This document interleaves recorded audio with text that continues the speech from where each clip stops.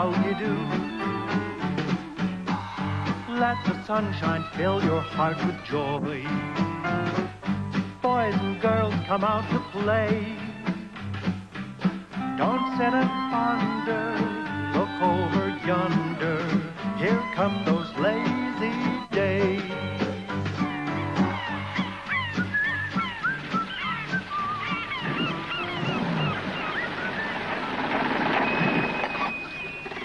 Right, this is it, Trevor. We've come a long way, you and me. Yeah, I know. 9 miles.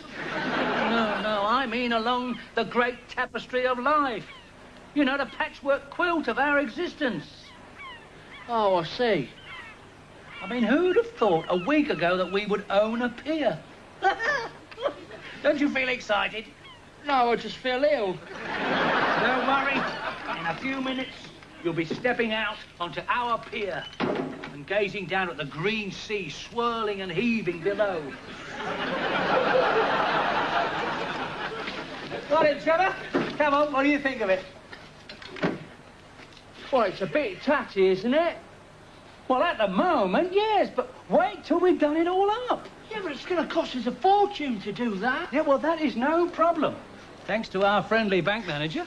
Look, I know you're his brother-in-law, but I still don't see why he agreed to help us. I mean, you're not exactly bosom pals, you two, are you? No, well, there are 2 very good reasons, Trevor. First, you will find that your Uncle Richard is basically a very warm, generous, helpful human being.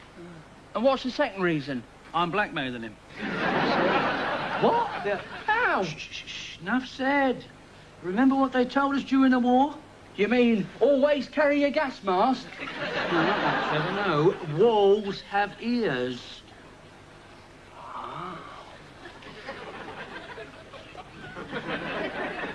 Anyway, why are we waiting round here? I thought you said you wanted to have a look around, see what we've bought. That's true, I do indeed. I'm just waiting for our friendly bank manager to arrive. Oh, why's he coming? Well, your Uncle Richard obviously wanted to know what he let the bank in for, and when he found out that we were going to have our first look around today, he thought he'd come along as well. Oh, I see. Do you like him, Dad? No, he's a bit too toffee-nosed for me, really. Oh, look out, here he is. Oh, yeah, that's nice. Listen, Trevor, you better lock that door. We don't want anybody pinching it. I think anyone in their right mind would want to pinch that car. Hmm? No, not the car, the door. Because if you don't lock it, you see, it has a tendency to fall off. Well, let's take a long walk, shall we? I beg your pardon? You know, a long walk on a short pier. Yes, of course. Just think, Trevor, in a few seconds, you and me will be standing on our pier. I think it may take a little longer than that. Oh, nonsense. Just got to go through the gate, that's all. That's funny, that's locked. That's what I meant. Well, I mean, what's going on? The town clerk's office knew we were coming. Well, what are we going to do, Dad? Just have to break in, that's all. Is that wise? Well, of course, we're going to get in. What do you think you're playing at? With that gate? Oh, are you talking to me? I'm not talking to the ruddy seagulls. For your information, this gate is mine. Yeah, and mine. Why, what are you, scrap merchants? How dare you? My name is Ron Archer, this is my son Trevor, and we are the new owners of this pier. Get out of it. Fool the other one. Actually, it's true. Who are you, then? This is Mr. Talbot, and he is the manager of the Midbourne branch of the National United Bank.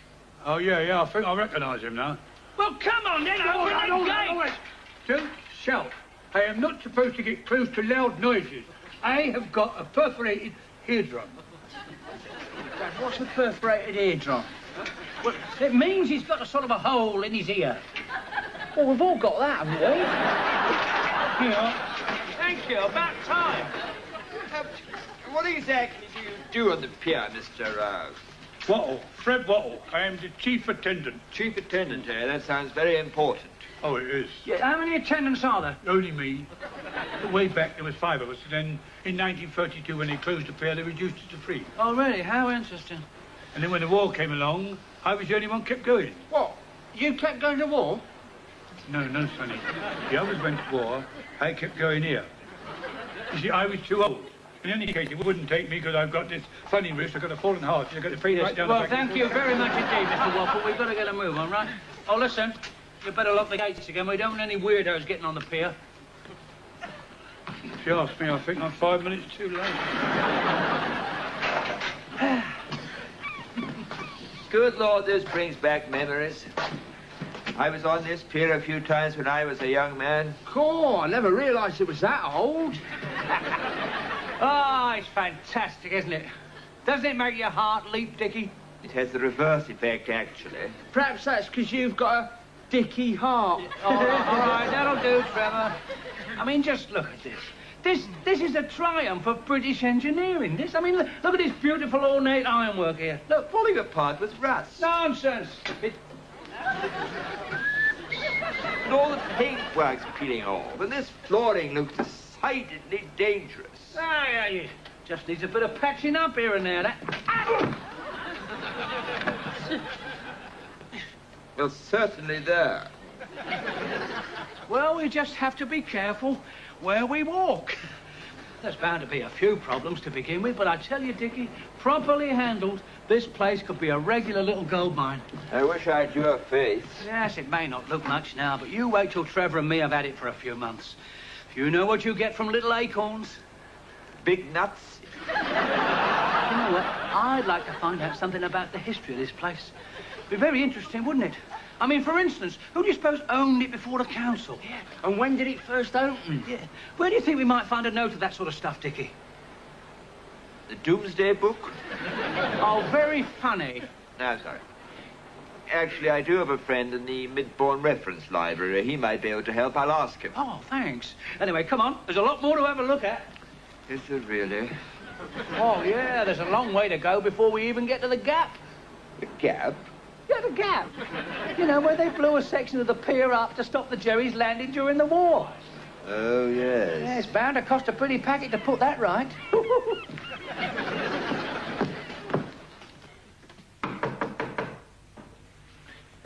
Come in.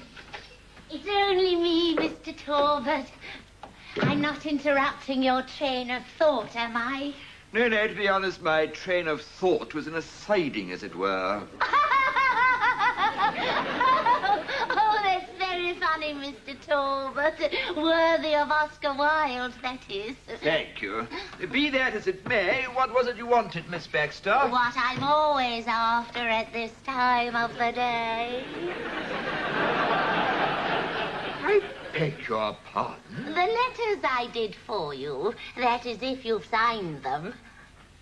Oh, yes, of course. Thank you, sir. Oh, you haven't signed this one, Mr. Talbot. Sorry, what did you say? You haven't signed this one.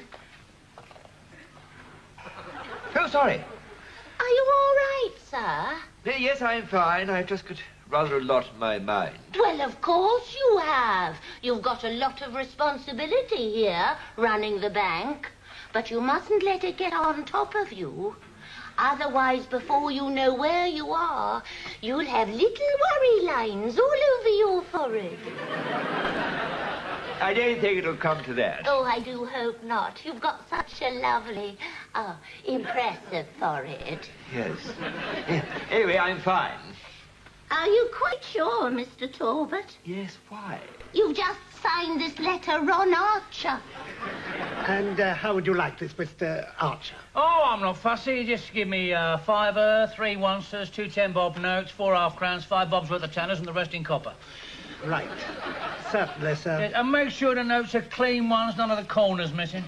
I'm afraid we've only got 2-sided round coins with milled edges. Will that be all right?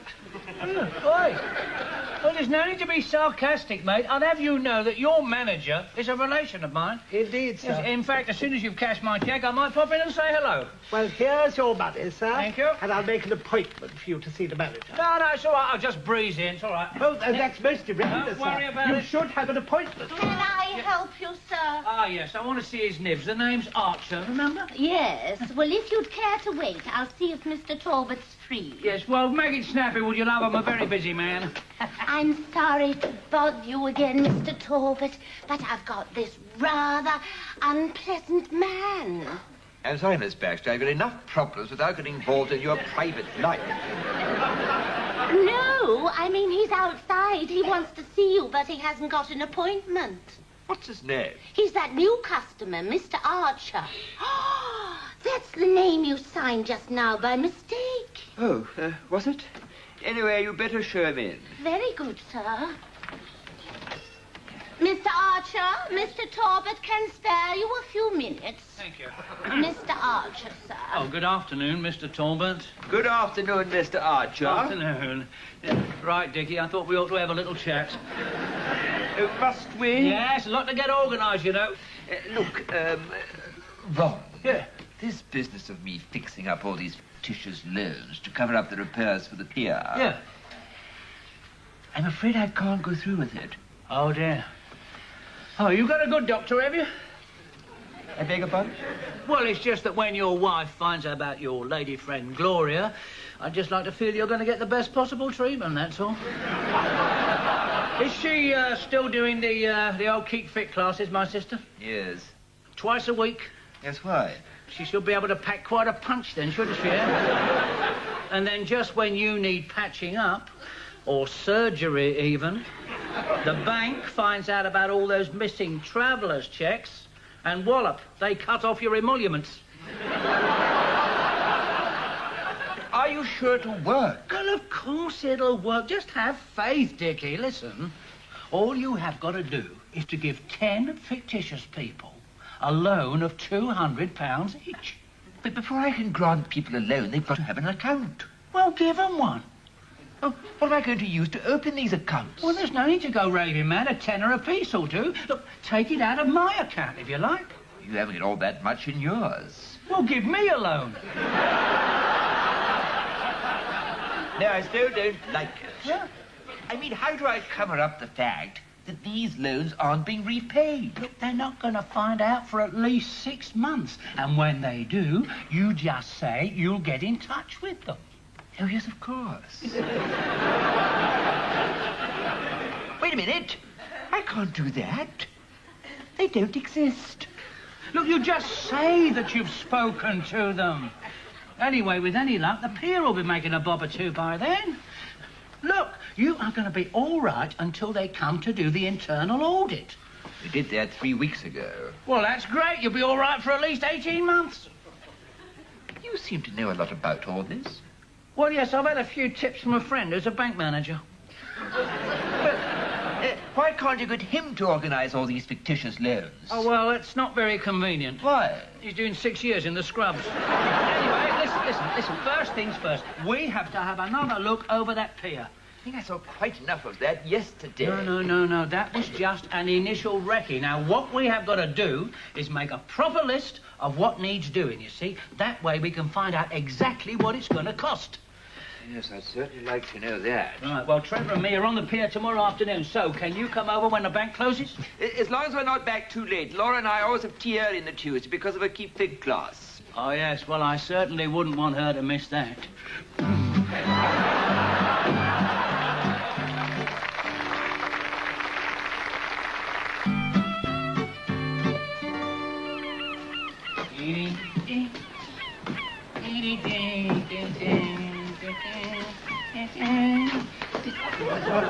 Trevor!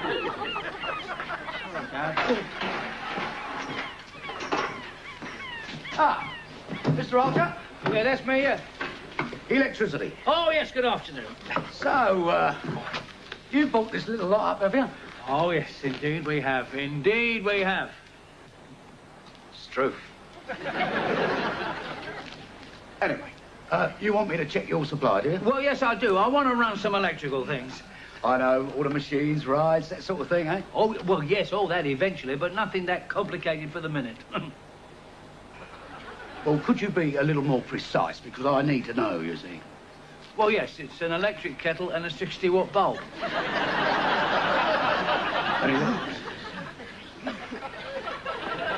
I see. Of course, in a few weeks' time, there'll be 10,000 bulbs. And 24 kettles. Yeah, thank you, Tony. Yeah, well, I think I'll I'll have a look around then, all right? That's fine by me. You have a look around and then come... Here comes Uncle Richard. Oh, my God, he's got that Fred fella with him. Come on, come on. There they are, look, just disappearing behind that kiosk. Oh, right, thank you very much. I took... Oh! Oh! You all right? Yeah, don't worry, it's just my kneecaps. They're playing up something awful. I'm sorry to hear that. It's always the same when a southwesterly wind coincides with the first Tuesday on the month falling on an even date. Yeah. How very interesting.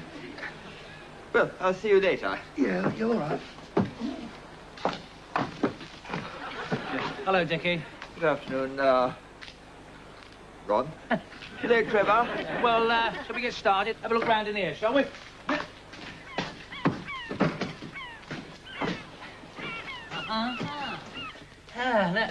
Oh, Madame Zara. I beg your pardon? Hmm? I can't see anyone. What? No. Madame Zara, the clairvoyant. This used to be her booth. Yeah, her daughter's in the same game, you know. I remember. She read my palm on Brighton Pier just before the war. Really? What did she say to you? She told me I would always be greatly respected for my business decisions. Did she say anything else? No, after that, her ball went hazy. Yeah. I'm not surprised. No, well, listen, we'd better get on with this. Right, Dickie, you got any paper with you? No, why should I have? Well, I don't know. I thought you being a bank manager, you'd carry that sort of stuff with you. Really? I suppose I was a greengrocer. You would expect my pockets to be full of Brussels sprouts. What? No. Will this do, Dad? Well done, Trevor. Yeah, just take this down, will you? Listen, now, all we need at this stage... All we need at this... No, Trevor, no. No, I'm just saying, all we need at this stage is just a few words to remind us of what needs doing, that's all. See? Yeah, right. Right now, Madame Zara needs touching up. Right. Now then, what's the... Oh, look at this, Dickie. One of those test your strength machines. I used to be good at these. You can get hold of the handle, you see, you squeeze it, it tells you how strong you are. Blimey. I can't keep this up for long. What's he saying, Dickie? 3 pounds. Yeah, well, it's obviously broken, isn't it? Did you ever go, Uncle Richard? No, I wouldn't bother. There's no bother. What's it reading now? £54. Yes, well, it's obviously faulty, isn't it? Make a note of that, Trevor. Yeah. Well, that looks a bit rough, doesn't it? All that. Yeah, what's in here? Now then.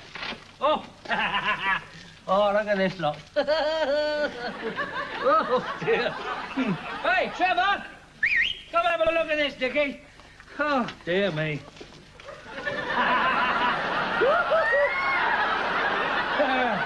Oh, funny, isn't it? Yeah. I don't know. It's difficult to know where to start, isn't it? I'll just put distorted mirrors need looking into. Very droll, Trevor. Well done. Yeah, right. What did I say? What? Oh, no, never mind. Never mind, son. Come on, this way. This way. Oh, yes. Coconut Shy needs repainting. What else do you think it needs, Dickie? Coconuts? Balls.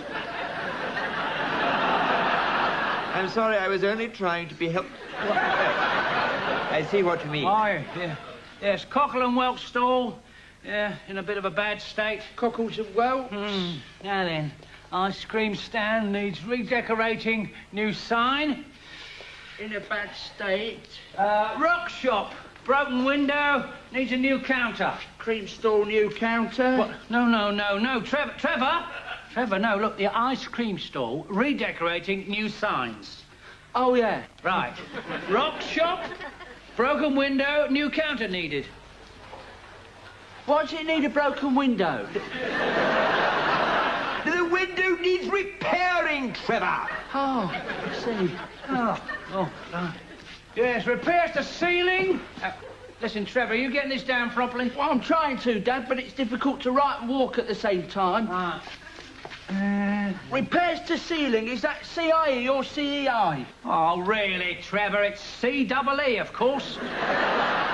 Listen, Dickie, I hate to admit this, but if this arcade is anything to go by, then the whole pier's in a worse state than we thought it was. It's very depressing. I couldn't agree more. There you are. Hey? Sorry to interrupt, but could I have a word? Of course you can, yes. Well, Mr. Archer, I've got to tell you straight away, you've been cut off from the front. I beg your pardon? I think he means that the pier has been disconnected from the promenade. Oh, I see. I thought he meant something else for a minute. Tell me, Mr. Archer, when you reopen this dump... I'm sorry, this pier... Yeah. Were you planning some sort of special opening attraction? Well, no, I hadn't thought of it, no. I mean, it's early days yet, you know, why? Well, it's just that we could arrange for you to have the biggest firework display since VE night. God, that's nice of you. How? Simple. Just by letting our electricity get to your wiring. Blimey, I mean, is it that bad? Sorry, mate, but quite honestly, I've seen kids down on that beach build sandcastles that look more permanent than some of the buildings you got on here. Yeah, well, we'll get it sorted out somehow. Rather you than me? Yeah. Still, I shall report back to the office and they'll be in touch, all right? Yeah, fine, fine. OK, ta-da. Yeah, ta-da. ta-da. Yeah. Well, that's lovely, isn't it? What we're going to do, Dad? It's going to cost us a fortune to replace all that. Yeah, it does look a bit like that, doesn't it, Dickie? Yes, well, let's get some fresh air, shall we? Yes, I could certainly do with some. Yeah, all right, all right.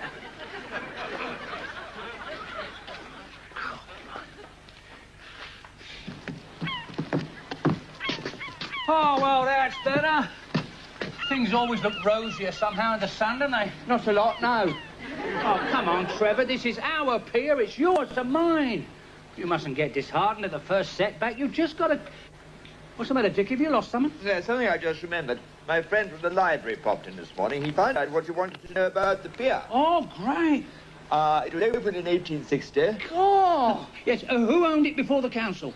It was apparently owned by two fellows. Ah, it's like you and me, Trev. One was a certain Ralph Andrews and his partner, Thomas Adler. Oh, what an amazing coincidence. Well, the names, you see, the initials R.A. and T.A. are the same as ours, Trev. Oh, yeah, so they are. Listen, when did they buy it? What year? 1917. Oh, and how long did they own it? 4 months. 4 months? Is that all? So it seems. Apparently when they took it over, it was in an extremely tatty condition. And they just couldn't get the place back on its feet again. Oh, well, having discovered what we have today, I can sympathise with them. So what happened? They shot themselves in a suicide pact. What? Oh, my God.